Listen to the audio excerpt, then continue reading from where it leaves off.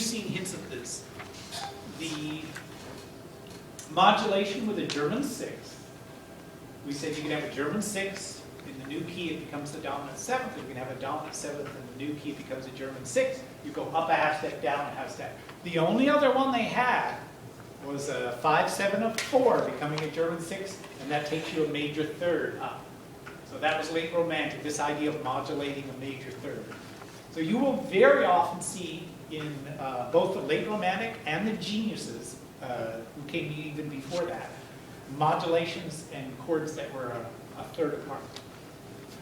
So at first, they decided that the C, the common tone, whatever the common tone is, between these two chords a third apart, that was enough to hold it together. So you could be in the key of C and suddenly go to an E flat chord or an F minor. Now, but we already know we can do that as a change of mode. But let's see, is there any that are not a change of mode?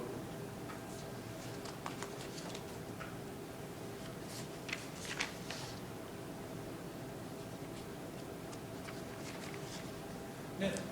But so the next step then was, well, do we have to have that common tone? Could we just modulate a third and not have any common tone? Like C minor to A minor? Sorry, C minor to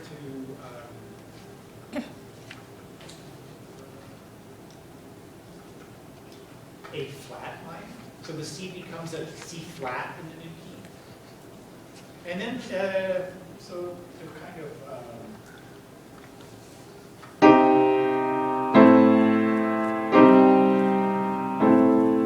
it's a little weirder. But the late Romantic, stretching tonality as they did, they decreed it's okay, as long as you've got a third relationship. So on page 339, starting with C, for an example, C, E, G, they felt they could go to the top right. Now, second top right is completely different. There's C major to E flat minor.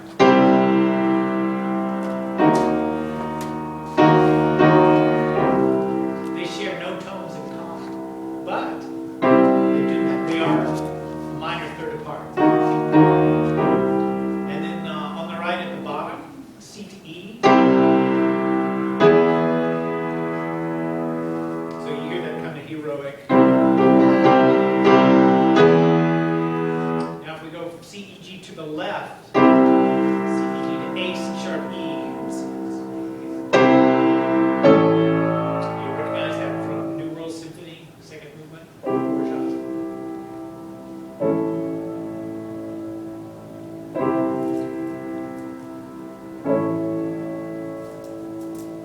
That was chromatic third movement. Or C to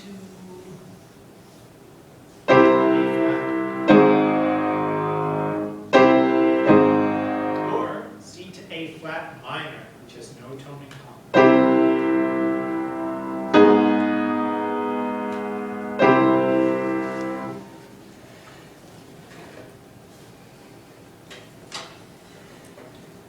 So the late Romantics decided that you could, from any chord, especially if you wanted to emphasize an important word or an important emotion, you could just shift a third apart away from it without rhyme or reason. You could just shift the harmony a third apart.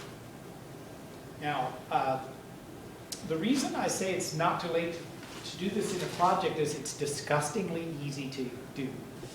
So the student, Wendy, years ago, who she said an Emily Dickinson poem, and it came out so good they had her perform it at the commencement ceremony. And she's the one who said, oh, I felt guilty because everybody said, oh, that part was just beautiful. And she said, all I did was go from an A to a C. It was the chromatic third. And I said, yeah, and look what happened. Everybody's going, wow, that's incredible. So you have a chord, and the next word after the chord, you want to emphasize.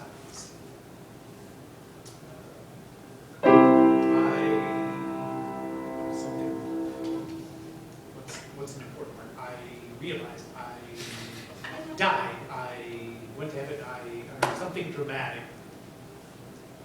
I came back to life. There's a good one. Okay. I so, live. I live. Okay. Here's chromatic third. See how dramatic that becomes? That's just C, E, G to A flat, C, E flat. It's an amazing thing that you don't have to justify it or anything. It's just a chromatic third. So it could be major or minor? Yes.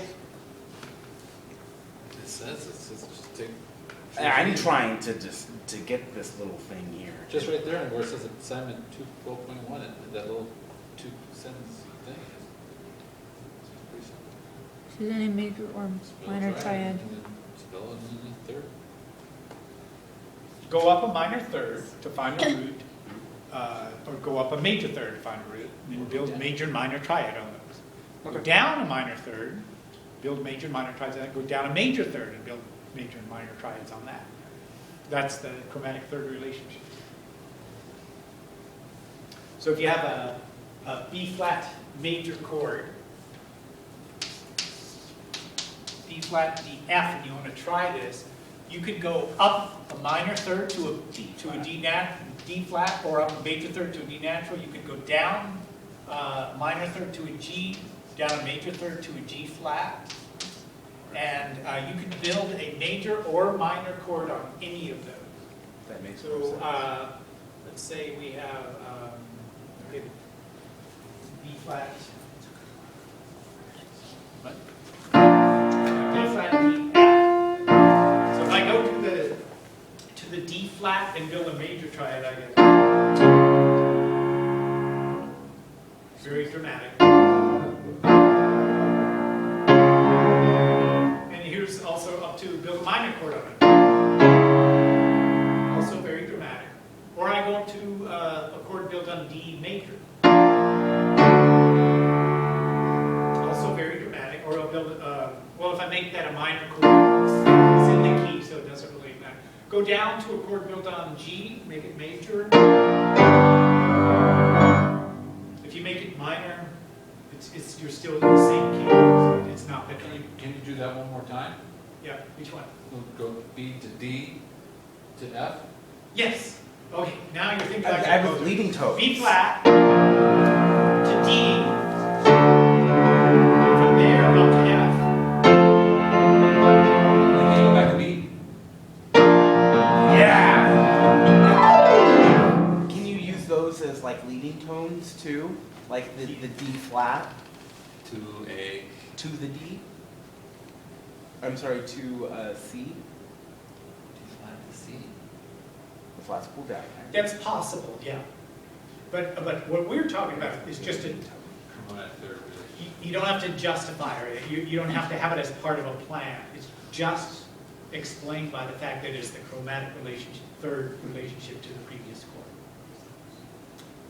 So what Tim's alluding to is, could you make a master plan that's like built on chromatic thirds? And that would be the next step that the composers did. Is could they actually come up with a series of chords that were all chromatic But thirds? he's going to have too much. You know, You'd have to have a rest, I would think. Or they actually wanted to find out how much is too much of this. So many composers really tried to do it quite a bit just to see, when does it start and over. But amazingly, some of them had some pretty long strings with it. But they thought it out rather carefully. So, for example, this doesn't look like chromatic thirds. If I start with the C, E, G, and then this does, right? But this looks like a fifth relationship here, but it's not.